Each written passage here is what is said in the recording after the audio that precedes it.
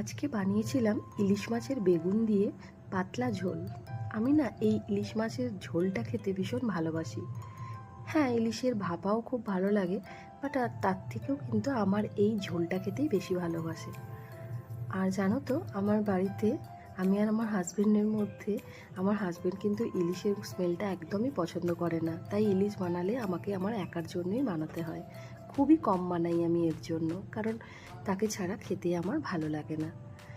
ইলিশটা বানানোর জন্য দেখতেই পেলে প্রথমে ইলিশ আর বেগুন ভেজে নিয়েছি, আর এদিকে সর্ষে, পোস্ত আর জিরে দিয়ে একটা পেস্ট করেছি, এবং সেটা কড়ায় কালো জিরে কাঁচা লঙ্কা ফোড়ন দিয়ে ভালো করে মশলাটা কষিয়ে জল দিয়ে ফুটে উঠলেই কিন্তু আমি বেগুন আর ইলিশ দিয়ে দেবো, এবং নামিয়ে কিন্তু গরম গরম ভাতের সাথে খেয়ে নিয়েছি। ঝোলটা কিন্তু খেতে খুব ভালো হয়েছিল।